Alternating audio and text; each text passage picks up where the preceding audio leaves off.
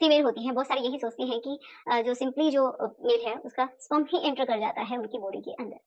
तो मैं आपको थोड़ा-सा ये बताने की ट्राई करती हूँ कि जब भी आप रिलेशन बनाते हैं, तो मेल को इसके बारे में पता चल जाता है, कि जब भी उनका बॉडी से बाहर लिक्विड निकलता है तो। क्योंकि उसके बाद उनका ये समझिए वो आगे का प्रोसेस नहीं कर सकते, आपके साथ कंटिन्यू और रिलेशन नहीं बना सकते हैं। उनकी वो लास्ट स्टेज होती है, जिस समय उनका लिक्विड बॉडी से बाहर निकल जाता है, ठीक है? तो उनको तो पता चल जाता है, लेकिन फीमेल्स को कैसे पता चलेगा? तो ये समझिए कि उसमें जो लिक्विड निकलता है, उसमें सिर्फ़ और सिर्फ़ स्पर्म ही नहीं होते हैं, वो जो लिक्विड है पूरा, उसके अंदर ऐसे उसके जो स्पर्म है उनके लिए खाना-पीना एंड उनके लिए तैरने के लिए, ठीक है? उनको मीडियम भी प्रोवाइड करते हैं, तो ये सब होता है। तो यहाँ पे मैंने एक डायग्राम बनाया है जिसको आप समझ सकते हैं, रफ़ सा ही है कि ये समझिए 10% होते हैं, ओके? ये 10% होते हैं। जो भी एक बार में जो मेल है लिक्विड निकालता है तो उसके अंदर उसको बोलते हैं सीमन। उसके अंदर 10% स्पर्म होते हैं, बाकी क्या होता है सारा लिक्विड होता है जो कि इनके लिए उसकी रिक्वायरमेंट है। इसकी वजह से तैर के ये आगे चल सकते हैं। जब भी मेल यहाँ पे रिलीज़ करता है, ठीक है? जब यहाँ पे रिलीज़ करता है तो ये जो स्पर्म है ये आगे तैर के कहाँ चले जाते हैं? कुछ इधर चले जाते हैं, तो कुछ इधर चले जाते हैं, ठीक है? दोनों साइड जाते हैं। जहाँ पे भी फीमेल का ओवा होता है, अंडा होता है, उसकी तरफ वो जाके क्या कर जाते हैं, उससे मिल जाते हैं अगर अंडा होता है तो।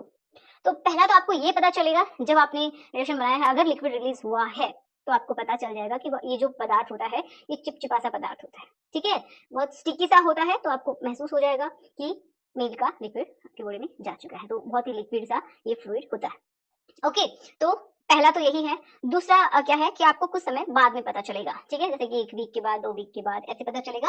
क्या होगा कि आपकी जो ब्रेस्ट है, वो हेवी हो जाती है, जो फीमेल की जो ब्रेस्ट होती हैं, वो हेवी हो जाती हैं। क्यों? क्योंकि देखिए एक हार्मोन होता है HCG and progesterone, okay? And oestrogen. तो ये जो हार्मोन है ना, ये इनका लेवल बढ़ जाता है, ठीक है? अगर ये क्या करते हैं, ये प्रेगनेंसी को सपोर्ट करने के लिए होते हैं। अगर कोई भी स्पर्म आपके यहाँ पे एंटर कर चुका है, ये क्या है, बचदानी का मुंह होता है, तो लिक्विड तो यहाँ से उल्टा आ जाता है, वापस आ जाता है एंड आगे तैरते हुए कौन जाते हैं, सिर्फ और सिर्फ स्पर्म जाते हैं, ठीक है? तो ये कुछ इधर जाते हैं, कुछ इधर चले जाते हैं एंड जहाँ पे भी, जैसे कि ये मैंने यहाँ पे बनाया है कि फीमेल का अंडा, ठीक है, ओवम। तो ये एक स्पर्म है जो कि इससे जाके मीट कर रहा है, मिल रहा है।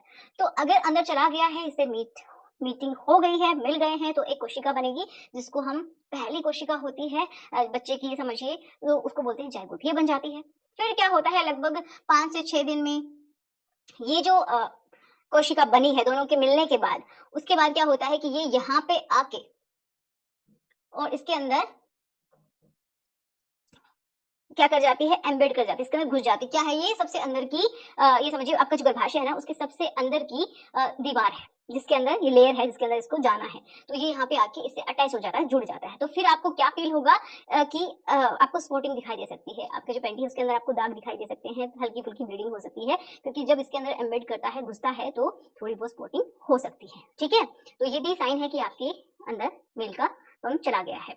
नेक्स्ट क्या है कि आपको जब आप सुबह उठते हैं तो आपको बहुत थकान महसूस होती है, आपको उल्टी के जैसा लगता है, मॉर्निंग सिकनेस जिसको बोलते हैं, ऐसा फील होता है, जी मचलता है कि आपको वोमिट होने वाली है, अच्छे से डाइजेशन नहीं हो पाता है किसी भी चीज़ का, एसिडिटी होने लगती है। तो उस टाइम में ऐसा होता है जब क्या हो गया है, प्रेगनेंसी हो गई एक तरीके से, क्योंकि इस समय ये जो हॉर्मोन्स हैं, इनकी वजह से ये समझिए कि आपका जो डाइजेशन है, वो वीक हो जाता है, बहुत कमज़ोर हो जाता है, जिसकी वजह से अगर प्रॉपर तरीके से डाइजेशन नहीं होगा, डाइजेशन स्लो हो जाएगा, तो क्या होगा कि आपकी जी मचलेगा, उल्टी जैसा फ़ील होगा, चक्कर आएँगी, थकान रहेगी एंड एक और बहुत इंपॉर्टेंट बात कि सुबह-सुबह आपको फ़ील हो सकता है या फिर पूरे दिन में कि क्रैम्प्स आपको फ़ील हो सकते हैं। जब ये इसके अंदर धँसता है, जो हमारी गर्भाशय के सबसे अंदर की जो दीवार है, ठीक है? जिसको एंडोमेट्रियम बोलते हैं, जब इसके अंदर धँसता है तो क्या होता है कि पेन भी फ़ील होता है, जैसे कि फीमेल्स को क्रैम्प्स आते हैं ड्यूरिंग पीरियड्स, तो कुछ-कुछ ऐसा ही फ़ील होता है उनको।